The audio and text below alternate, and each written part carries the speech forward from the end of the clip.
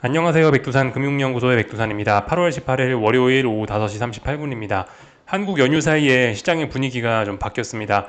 연휴에 들어가기 직전에 러셀 지수가 이렇게 강했던 적이 있죠. 그죠? 지난주 화요일, 수요일 이렇게 시장이 강했는데 이때 말씀드린 게 이제 금리나 기대감이 미국의 금리나 기대감이 실질적으로 작용을 하고 있다라 말씀을 드렸었습니다. 근데 한국이 연휴에 들어가자마자 물가지표 PPI가 발표가 됐는데 PPI가 예상을 상회하면서 이 실질적인 호재로 작용됐던 그 금리나 기대감이 실망감으로 바뀌었죠. 그래서 이거 생각보다 금리를 많이 못 내릴 거야 라고 하면서 시장의 분위기가 조금 안 좋아졌습니다. 금리나 할 수 있어 라고 하면서 매우 긍정적으로 반응하던 매우 긍정적인 분위기였던 시장이 이제 금리나 못한다라고 하니까 실망이 확 되는 거죠. 실질적으로 그러니까 금리나 기대감이 실질적으로 시장의 어떤 종목들을 움직일 만큼 강하게 작용을 하고 있었는데 그게 물가지표 PPI 때문에 실망으로 돌아서니까 시장의 반응도 실질적으로 그죠. 지금 시장 분위기가 안 좋은 건 실질적으로 금리나 기대감이 둔화가 됐기 때문입니다. 일단 이렇게 볼 수가 있을 거고요. 하여튼 미국 증시는 한국이 이제 휴장에 들어감에 따라서 한국 연휴가 시작됨에 따라서 분위기가 좀 급속히 좀 안 좋아졌습니다. 근데 뭐 어쨌든 아직까지는 이제 전반적으로 세계 증시 분위기는 좋다라고 봐야 됩니다. 지금 조금 혼조해진 거죠. 그죠? 좀 이따 좀 더 보여드리긴 할 건데 뭐 전 세계에 미국만 있고 한국만 있는 건 아니죠. 그죠? 전반적인 여러 나라 상황들을 봤을 때 아직까지 분위기는 나쁘지 않습니다. 아직까지 분위기는 좋습니다. 금리나 기대감이 조금 둔화된 건 맞지만 그럼에도 불구하고 전반적인 분위기는 좋습니다. 근데 금리나 기대감이 후퇴함에 따라서 단기적인 상승 탄력은 많이 떨어졌습니다. 단기적으로는 쌍고점을 만드는 데도 있고 뭐 고점이 낮아지는 데도 있고 또 뭐 5일선을 깨는 데도 있고 이런 데들이 있기 때문에 단기적인 분위기는 안 좋아졌습니다. 근데 어쨌든 그럼에도 불구하고 단기적으로 분위기가 안 좋아진다 하더라도 일단은 그 중장기적인 상승 추세가 하루 만에 깨지는 건 아니죠. 그죠? 그렇기 때문에 전반적으로는 일단 긍정적으로 봐야 되긴 합니다. 중장기적인 추세 이런 거를 생각을 해보면은 아직까지 시장이 죽은 건 아니기 때문에 중장기적인 추세는 좋기 때문에 눌림시 매수가 정석적인 전략입니다. 다만 그죠? 금리나 기대감이 둔화가 되면서 지금 쌍고점을 만들거나 5일선을 깨는 지수들이 하나씩 나타나고 있기 때문에 단기적으로 뭐가 안 좋아진 거고 단기적으로 세계 증시는 분위기가 좀 안 좋아진 거고 그죠? 그 와중에도 이제 근데 잘 나가는 친구들은 잘 나가겠죠. 그죠? 중장기적인 추세 이런 게 아직 살아 있기 때문에 일단 이렇게 보셔야 되겠습니다. 단기적으로 이제 경계를 해야 될 만한 그런 구체적인 뭔가 그 명분과 어떤 구체적인 기준, 기술적인 기준들이 이 연휴 사이에 나왔고 오늘 뭐 이렇게 조금씩 좀 나오고 있다. 이런 식으로 좀 보셔야 되겠습니다. 그래서 조금 좀 자세한 이야기를 좀 할까 합니다. 하여튼 그래서 뭐 지난 금요일 날 이건 이제 미국 증시 마감을 한 건데 뭐 금리나 기대감 후퇴 뭐 그런 걸로 인해서 러셀 지수의 낙폭이 미세하게 조금 더 컸고요. 나스닥도 물론 빠졌지만 또 그리고 뭐 지난 금요일에 그랬던가 트럼프가 반도체 관세를 발표할 수 있다라는 가능성 나오면서 하여튼 반도체 좀 약했죠. 그러면서 엔비디아 약했던 것도 좀 있습니다. 하여튼 뭐 금리나 기대감 둔화가 시장에 좀 크게 영향을 미쳤고 그 외에 뭐 반도체 관세 뭐 이런 것도 조금씩 영향을 좀 미치고 조금씩 그런 것도 시장에 영향을 미치고 있다라고 볼 수 있겠고요. 또 뭐 기타 등등 그죠? 뭐 지금 시장 분위기가 안 좋은 거는 하여튼 신기하게 꼭 시장 분위기가 안 좋으면 악재들이 좀 겹치는 뭐 그런 게 좀 있긴 있는데 뭐 예를 들면은 뭐 트럼프와 푸틴의 정상회담 뭐 이런 것들이 성과가 뭐 크게 없었던 것 같긴 하죠. 이런 것도 뭐 잔잔한 부담으로 작용했을 수도 있고 하여튼 그렇습니다. 하여튼 그래서 이래저래 뭐 여러 가지 악재들이 있으면서 시장의 분위기가 좀 안 좋았다. 그러나 제가 좀 전에 열심히 그려가면서 말씀드렸던 게 이제 단기적으로 조금 안 좋아진 거지 아직까지 뭐가 본격적으로 안 좋은 건 아닙니다. 이제서야 처음으로 한 번 안 좋다 뭐 이런 거였기 때문에 이 시장 분위기가 뭐 아직까지는 그래도 좀 버텨주기 때문에 대폭락이나 막 시장이 통째로 다 빠지는 그런 건 아직까지는 일어나지 않는 모습입니다. 하여튼 그래서 미국 증시는 이런 모습이고요. 참 그 약간 좀 이런 것도 참 보면 좋겠는데 약간 좀 거꾸로 이야기를 했죠. 하여튼 요거는 페드와치입니다. 페드와치인데 금리나 기대감이 지난번에 실질적으로 작용했을 때는 여기에 50bp나 기대감도 녹아 있었단 말이에요. 근데 이번에 물가지표 발표되고 나서 그 확률에 이렇게 변화가 생긴 겁니다. 금리를 동결해야 된다라는 생각도 15%나 됩니다. 그러니까 어때요? 금리 인하 기대감이 크게 움직인 겁니다. 그죠? 그러니까 시장이 좀 크게 반응을 할 만하다. 이거 아까 전에 보여드렸어야 되는데 어쨌든 조금 늦게 이야기를 했네요. 아무튼 금리 인하 기대감을 좀 중요하게 봐야 된다라고 말씀드리면 될 것 같고, 하여튼 이번 주에는 특별한 이슈는 없는데, 금요일 날인가 미국에서 잭슨 홀 미팅 있죠? 거기서 파월 의장의 연설이 있습니다. 그 파월 의장 연설에 따라서 좀 시장이 들썩들썩 할 수 있죠. 하여튼 이제 기업 실적 발표도 대충 다 끝나고, 그래서 시장에 특별한 이슈는 없고, 금리 인하 기대감이 좀 후퇴된 실망감을 안고 가는 채로 이제 파월 의장의 연설 내용을 좀 기다리게 될 겁니다. 금요일 날인가 그럴 거예요. 그래서 일단은 이런저런 간단한 이야기를 좀 드려봤고, 기술적인 이야기 조금만 좀 하자면요. 나스닥입니다. 그죠? 지금 보시는 건 나스닥이고요. 중요하게 봐야 되는 선, 그죠? 계속 말씀드리지만 고점과 고점을 연결한 이 추세선이 이게 이제 저항이죠. 저항인데 그 저항에 탁 터치하고 나서 지금 슬금슬금 빠지고 있는 상황인 거고, 물론 뭐 이런 걸 보고, 네, 지금 이런 상황을 보고 아직까지 막 그렇게 심각하게 안 좋다라고 하긴 뭐 합니다. 다만 뭐죠? 5일선을 다시 한번 좀 붕괴를 시켰고, 그러니까 지금 자세히 보시면은 지난번 고점이 대략적으로 여기였고, 이번에 만들어낸 고점이 여기죠. 고점이 여기서부터 여기까지 그렇게 많이 높아지지는 않았습니다. 그죠? 조금 높아졌어요. 요만큼, 그죠? 요만큼 높아졌는데, 근데 조금 고점을 높이고 나서 지금 5일선을 깨고 있단 말이죠. 물론 하루 깼기 때문에 괜찮을 수 있을지 모르겠지만은, 분명히 시장의 상승 탄력이 좀 둔화가 되는 것이긴 합니다. 물론 아직은 괜찮죠, 그죠? 지난번에 제가 이런 말씀 드렸었죠. 요렇게 박스권이라고. 지난번에 여기 한번 조정 나왔었잖아요. 요렇게 2거래일 동안 쿵 하면서 빠지면서 한 번 빠졌을 때. 그때 당시 만들어 놓은 중요한 어떤 고점, 중요한 저항이 지금 아직 깬 건 아니기 때문에 이 자리는 지지력이 되고 있죠. 그래서 아직 뭐 심각한 건 아닌데, 아무튼 고점을 얼마 높이지 않은 상태에서 5일선을 깨고 있다라는 점은 조금 불안감을 만들어내게 합니다. 그리고 또 하나 좀 경계를 하셔야 될 게, 자, 이 보시다시피 이제 미국 증시 나스닥은 이런 식으로 급격한 상승의 기울기를 슬금슬금 이제 이 상승의 기울기를 눕히면서 지금 이제 상승을 하고 있는데요. 그죠? 그래서 지금 보시면 미국 증시는 이런 기울기로 여기 저점과 저점을 연결한 이 기울기로 이렇게 상승을 하고 있었는데, 지금 이 추세선 부근으로 와 가고 있습니다. 그죠? 그렇다면은 이 추세선이 깨지면 어떻게 될까요? 이 추세선이 깨지면 조금 또 실망 매물이 좀 나타날 수 있겠죠. 그죠? 그러나 아직까지는 괜찮다고요. 어디까지 괜찮냐면 지난번 여기까지. 그죠?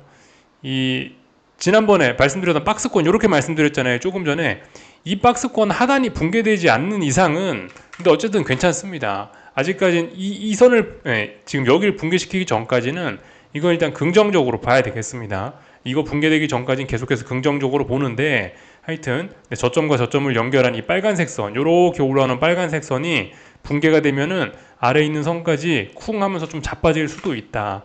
요런 걸 생각을 하셔야 되겠습니다. 하여튼 계속해서 말씀드리지만 추세가 좋기 때문에 뭐 여기서 이렇게 한번 쿵 빠진다고 해도 괜찮다고요. 한 번은 더 기회가 있을 수 있습니다.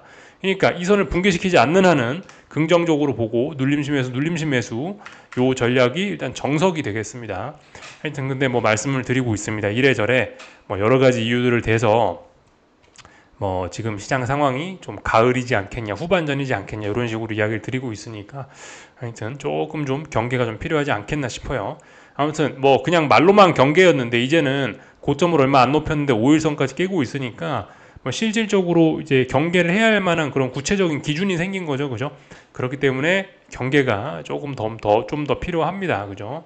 하여튼 미국 증시 지금까지 잘 오르고 있었는데, 미국 증시가 잘 오른 주요 이유는 사실 뭐 추세의 힘, 유동성의 힘, 분위기, 이런 심리적인 측면, 투기적인 측면, 기술적인 측면이 좀 클 겁니다. 그죠? 말씀드렸다시피.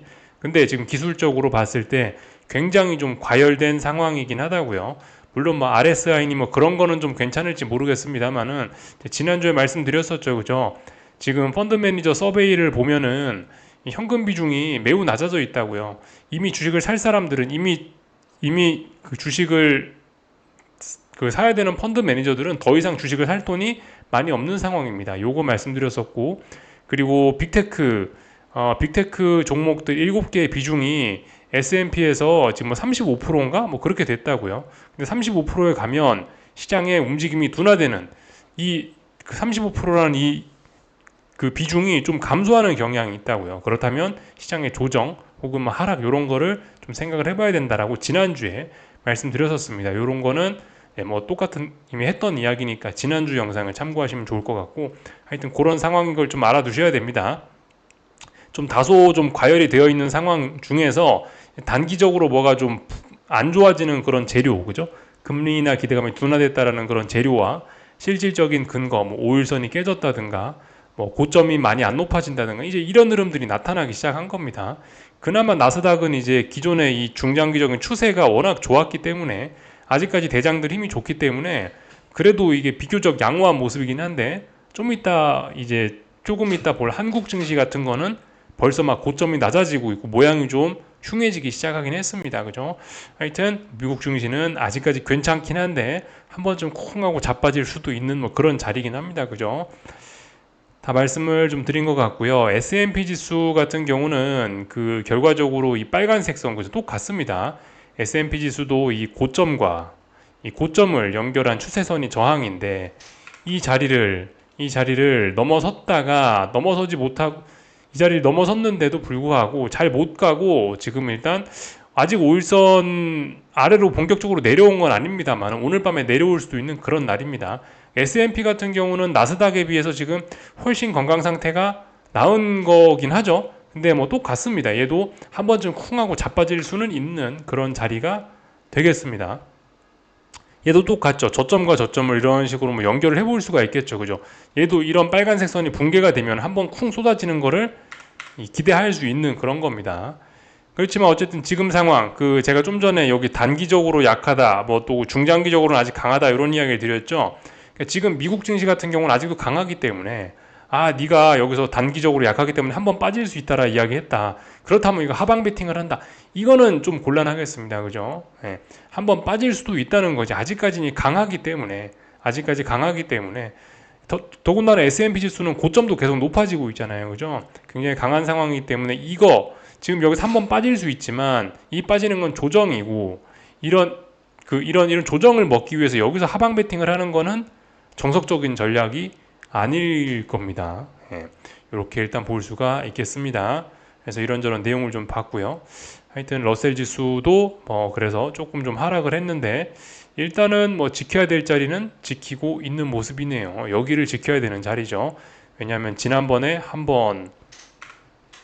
여기서 뭐 한 번, 두 번 이렇게 넘었다가 다시 한번 넘어온 자리이기 때문에 하여튼 지켜야 될 자리는 아직까지 지키고 있어서 좋게 봐줄 수가 있긴 있는데 금리나 기대감이 후퇴가 되어 있고 파월 의장이 뭐라고 할지 모르는 불확실성이 있는 가운데 금리나 기대감으로 먹고 사는 러셀 지수가 성과가 좀 당장 이번 주에 좋기를 기대하는 거는 어려울지도 모르겠습니다. 이런저런 내용을 봤고요. 이거는 이제 미국 변동성을 추종하는 ETF죠, 그죠? 시장 전체를 보는 어떤 거는 보조지표로 활용할 수 있는 거라 자주 보고 있는데 매우 안정적인 구간이긴 합니다, 그죠? 그렇지만 지금 이 변동성이 단기 쌍바닥이 또 여기서 나오려는 듯한 모습이죠, 그죠? 단기 쌍바닥. 물론 아직까지는 계속 이 변동성이 아래로 가는 추세입니다. 그렇기 때문에 괜찮긴 한데 단기 쌍바닥을 만들었다는 건 한 번쯤 솟아오를 수도 있다는 거. 한 번쯤 여기 위에 있는 이 마디 가격까지는 솟아오를 가능성을 열어놔야 된다는 겁니다. 지금 상황에서 이거를 상방 베팅을 하는 게 정석적인 전략은 아니죠, 그죠? 그러니까 아직까지 미국 증시는 건전합니다. 다만 단기적으로 조금 힘이 빠졌을 뿐인 겁니다, 그죠? 그래서 이런 모습. 그러니까 지금 여기 가격, 지금 여기 있는 이 마디 가격, 요거 아래에서 놀고 있으니까 일단 매우 아직은 건전한 뭐 그런 영역인 겁니다. 이런저런 내용을 봤고 그 반도체 지수를 지금 보고 계신데요. 지금 보시는 건 반도체 지수인데 여기가 역사적 고점이죠. 매우 무거운 저항이 되겠습니다. 반도체는 최근 흐름이 제법 괜찮았지만 이 무거운 저항을 앞두고 뭐 트럼프가 관세를 매긴다니 그런 이야기가 나오면서 조금 이제 조정이 나온 겁니다. 아직까지 반도체도 긍정적으로 볼 필요가 있겠습니다. 근데 반도체 어떤 라인이 중요할까요? 이런 라인이 중요하겠죠, 그죠? 이런 라인이 중요할 겁니다. 역시 똑같습니다. 이런 라인이 붕괴가 되면 순간적으로 또 한번 쏟아질 수 있지만, 근데 지금 이 워낙 강하기 때문에 뭐 특정 라인을 붕괴시키기 전까지는 아직까지는 괜찮습니다. 단기적으로 좀 약해서 그렇지 이거는 아직까지 굉장히 건전하고 튼튼하다라고 봐야 되긴 하는 겁니다. 그러니까 아직까지 눌림심 매수가 정석이긴 한데 이 위에 있는 이 마디 가격 이게 전고점 저항, 이 역사적 고점 저항이기 때문에 매우 무거워서 아무튼 쉽게 매수도 쉽게 아래쪽으로 매도도 어려운 뭐 그런 상황이라 볼 수 있겠죠. 하여튼 단기적으로는 이 한국 증시 연휴, 한국 연휴 사이에 단기적으로는 분위기가 혼조해졌어요. 이도저도 아닌 상황이 됐습니다. 지금 보고 계시는 건 엔비디아죠. 엔비디아 같은 경우도 그래요. 결국 그 지난번에 그 조정이 한번 나왔을 때 쿵 하면서 빠졌을 때 이거래일 있죠. 엔비디아는 단기적으로 더 약합니다. 지금 지난번에 이거래일 동안 쿵 빠졌던 이 자리 가격을 이번에 못 넘었어요. 결과적으로 못 넘고 5일선을 하나 둘 셋 3거래일 연속으로 5일선을 못 넘어가고 있습니다. 그렇다면 조금 더 빠질 수 있다. 물론 이게 단기적으로 힘이 빠진 거지 중장기적으로 힘이 없는 건 아닙니다. 그래서 눌림시 매수가 맞긴 맞고 지금 당장 엔비디아가 폭락하고 그런 걸 기대할 때는 아니다. 엔비디아의 중요한 자리는 여기죠. 이 자리가 깨져야 이렇게 아래쪽으로 또 본격적으로 갈 수 있는 건데 아무튼 단기적으로 힘이 많이 빠지고 있다. 이런 거를 좀 보실 수가 있겠습니다. 단기적으로는 매우 좀 혼란한 그런 상황이 됐다. 이렇게 말씀을 드리면 될 것 같습니다. 근데 아무튼 이거 지금 말씀드린 거는 미국이 그런 거죠. 그죠? 미국 주식시장이 그렇다는 거예요. 한국은 또 사정이 다를 수 있다 생각을 하셔야 되겠습니다. 이따가 한국 증시는 보면 되고 요거는 이제 30년물 선물이죠. 그 금리 인하 기대감이 후퇴를 하면서 높은 인플레이션 뭐 이런 게 좀 부담이 되면서 채권이 또 다시 비리비리한 완전 혼조한 그런 구간으로 내려왔습니다. 찔끔찔끔 힘이 빠지고 있습니다. 이번에 그 여기 있는 직전 고점 여기를 넘어갈 수도 있었는데 PPI가 찬물을 끼얹는 바람에 채권이 결국 쌍고점을 만들고 내려오는 모습이긴 한데 근데 잘 보셔야 될 게 지금 채권은 정말 혼란스러운 그런 구간입니다. 아래쪽으로 지지선이 아래쪽으로 지지력이 굉장히 많이 확인이 됐고 위쪽으로 저항도 많이 확인이 됐습니다. 그래서 정말 혼조해요. 어떻게 될지는 잘 모르겠습니다. 파월의장 연설 이후를 좀 봐야 될 것 같긴 합니다. 하여튼 그 중요한 선 말씀드렸죠, 그죠? 고점과 고점들을 연결한 선이 이렇게 있고 이 선에 이제 거의 다 와갑니다. 이 조만간 이제 조만간이란 건 이제 뭐 그래도 몇 달 정도인데 이제 뭐 조만간 몇 달 정도 뒤에는 이제 이게 이제 큰 방향성을 보여주긴 하겠죠. 그때 주식시장이 좀 혼란스러워질 수 있을 겁니다. 어쨌든 아직까지는 폭풍 전야입니다. 폭풍 전야. 전반적인 내용들 봤고요. 이거는 유로화죠. 외환 시장인데 얘도 아직까지 답답합니다. 이 위쪽으로 올라가고 싶어 하나 위쪽으로 올라가고 싶은 명분은 있으나 근데 어쨌든 위쪽으로 저항도 만만치 않고 뭐 그런 상황이라 가지고 지금 좀 애매합니다. 하여튼 그 이번에 물가 지표가 좀 높게 나오면서 다시 달러 강세가 살짝 나타나기도 했었으나 어쨌든 그 계속해서 올라가고 싶어하는 이 중장기적인 흐름 자체는 여전해 보입니다. 하여튼 이번에 좀 잘 보셔야 될 게 제 생각에 이건 것 같아요. 그 고점과 고점을 연결한 선이 있죠. 이 선에 지난번엔 터치했죠, 그죠? 근데 이번에는 터치를 못 하고 있습니다. 물론 터치할 것 같아 보이긴 하는데 터치를 못 하고 밀리면은 좀 지난번 여기 저점을 깰 가능성이 있겠죠.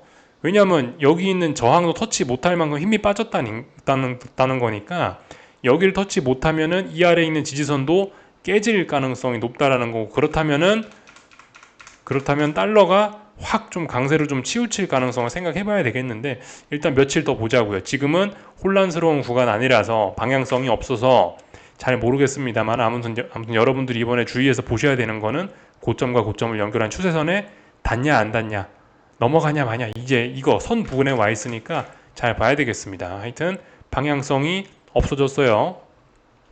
이렇게 보시면 될 것 같다라는 거고 하여튼 뭐 그렇습니다. 금값도 뭐 전반적으로 우상향하고 있습니다만은 상승 탄력이 좀 많이 둔화가 돼 있고 좀 뭐 그런 상황이라서 답답합니다. 뭐 국제유가도 뭐 전반적으로 답답하고 하여튼 뭐 다 뭐 그런 상황이에요. 전반적인 내용도 좀 봤고, 하여튼 이 외환 시장이 답답하니까 뭐 원자재들이 답답한 그런 것도 뭐 있겠죠, 그죠? 하여튼 그런 상황이다 말씀을 좀 드렸고, 오늘 한국 증시 내용을 좀 보겠습니다. 한국 증시는 오늘 양대 지수가 다 하락했죠. 근데 오늘의 하락으로 인해서 한국 증시는 좀 뭐가 많이 안 좋게 이제 봐야 되겠습니다. 그러니까 단기적인 상승이 둔화가 된 거는 이미 조금 좀 예, 단기적인 상승이 둔화된 건 이미 좀 오래전부터 둔화가 됐었고, 이 정도면은 약간 이제 중기적인 상승까지 좀 둔화가 된 게 아닌가라는 생각이 좀 듭니다. 우리 일단 코스피부터 좀 볼까 하는데, 코스피가 이런 모습이죠. 코스피는 말씀드렸다시피 436.6이 역사적인 고점에 해당하는 무거운 저항이라고요. 이 자리를 한번 돌파한 차에서 좋게 봤었습니다만은 강력한 매도세가 한번 나왔었고, 이번에 돌파한 착 하는가 싶었는데 결과적으로 실망 매물이 나오면서 어떻게 됐다? 5일선을 깼다. 5일선을 깨면서 어떻게 됐다? 요렇게 상승의 기울기가 요렇게 올라가고 있었잖아요. 빨간색 선이. 이게 저점과 저점을 연결한 선입니다. 코스피에. 근데 오늘 이 선을 또 한번 와장창 깼죠. 그렇다면 이제 코스피의 상승의 기울기는 요렇게 올라가다가 이제 이것보다 이제 조금 누그러들게 될 겁니다. 상승의 기울기가, 그죠? 이제 슬금슬금 힘이 빠지고 있어요. 위쪽을 잘 못 올라가고 있습니다. 그러면서 고점이 조금씩 낮아지고 있습니다. 물론 이게 당장 아래쪽으로 폭발적으로 간다, 대폭락을 한다라는 징조는 아닙니다. 왜냐면은 못 올라갈 뿐이지 아래쪽으로 가는 건 아니거든요. 이게 차이를 둬야 됩니다. 이 위쪽으로 못 올라가는 거 하고 아래쪽으로 가는 거 하고는 차이가 있는 거죠. 위쪽으로 못 올라가니까 아래쪽으로 간다가 아닙니다. 그죠? 아래쪽으로 가는 건 지지선을 붕괴시켜야 아래쪽으로 가는 거고, 지금은 단지 위쪽으로 못 가는 단계입니다.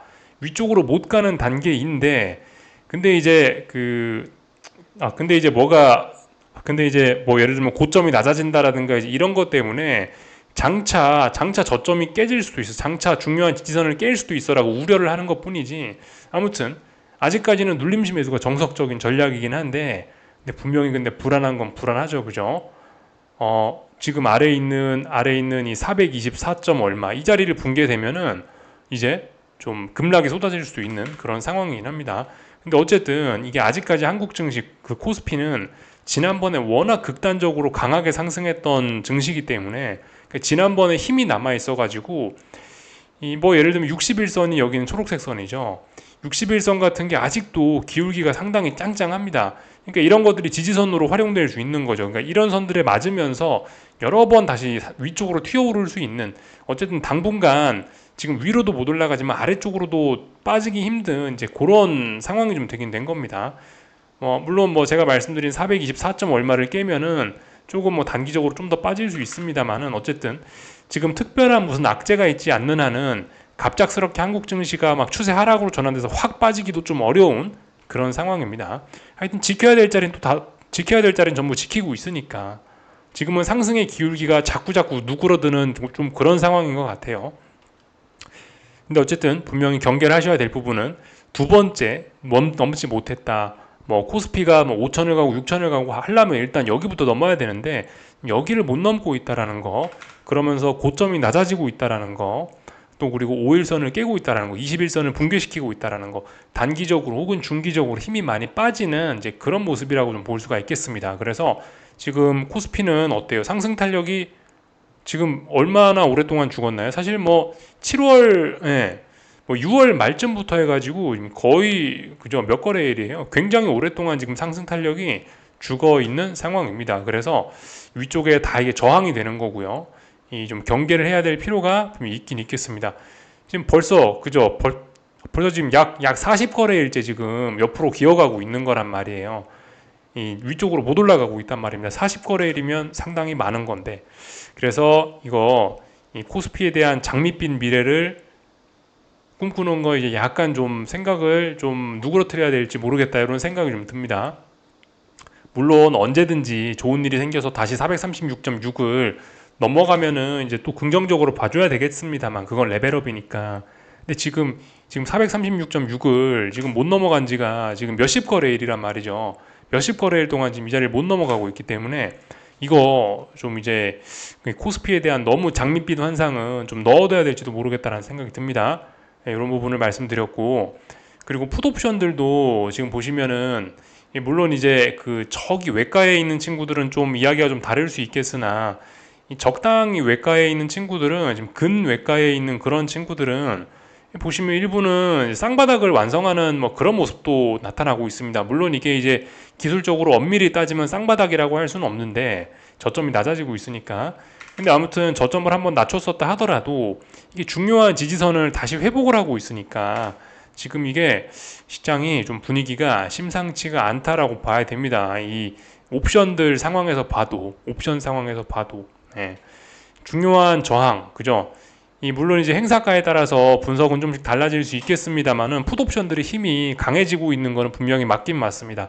예를 들면 그죠? 지난번 전저점 자리 지켰지 않습니까? 지키다가 확 무너졌죠. 근데 언더슈팅이었고 결과적으로 다시 회복을 하고 있으니까 이 제가 지금 줄 그어 놓은 이 자리는 어떤 중요한 지지선이 된 거고 풋옵션의 생명선이 된 거겠죠. 풋옵션이 이렇게 안 죽고 버티고 있다라는 거는 그만큼 시장이 아래쪽으로 가겠다는 그런 힘을 내포하고 있다라는 거를 의미할 수 있습니다. 그죠?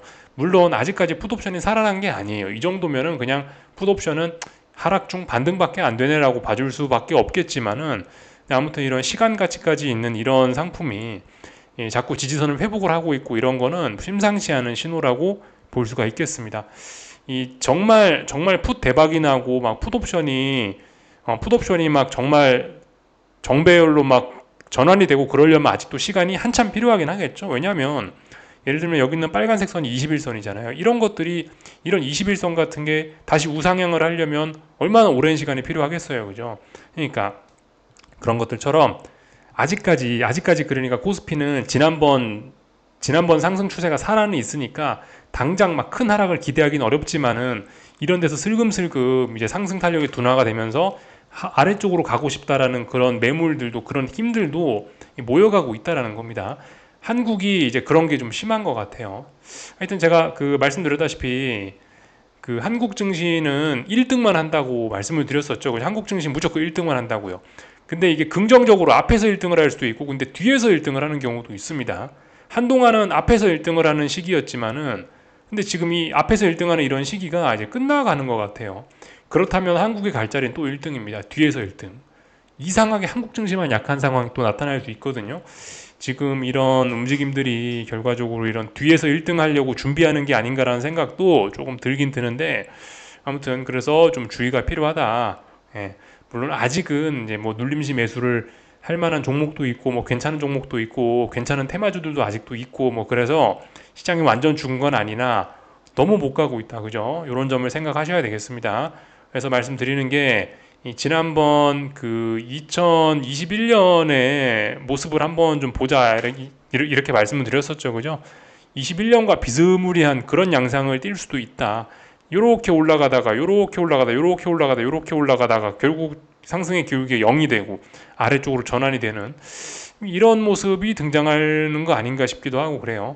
물론 이러다 갑자기 깜짝 악재나 호재가 터지면은 모양이 또 달라지겠습니다만은 어쨌든 지금 이슈가 특별히 없는 이런 상황에서는 하긴 뭐 금리나 후퇴한 게 큰 영향을 미치긴 했다라고 볼 수가 있겠는데 어쨌든 근데 금리나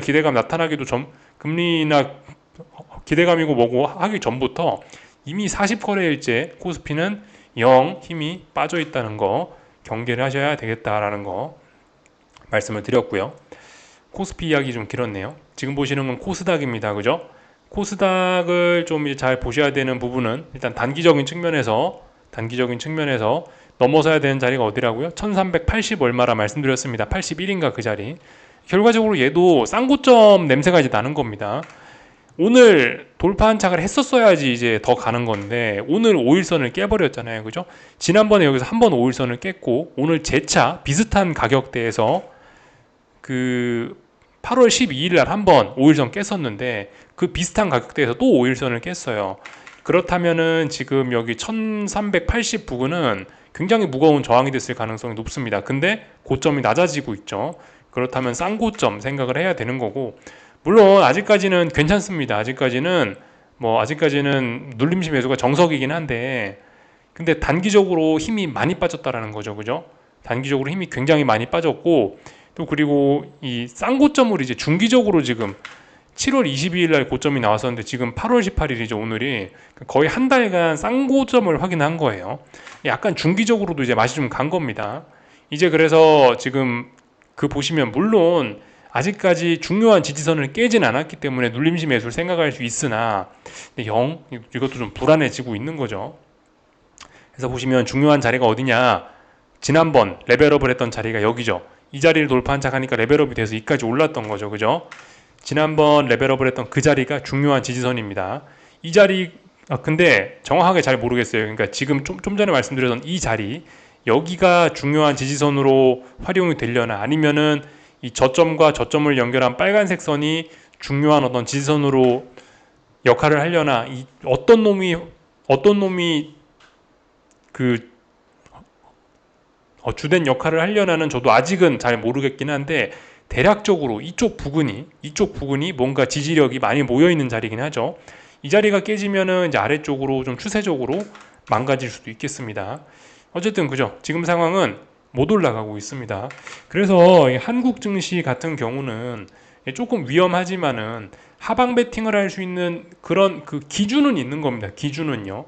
왜냐하면 고점이 찔끔찔끔 낮아지거나 쌍고점이 나타나거나 이러니까 지금 이 자리를 이제 돌파한 척 하면은 이제 하방 버리면 되죠. 근데 이 자리를 넘지 못하면 계속 아래쪽으로 볼 수 있는 근거는 있습니다.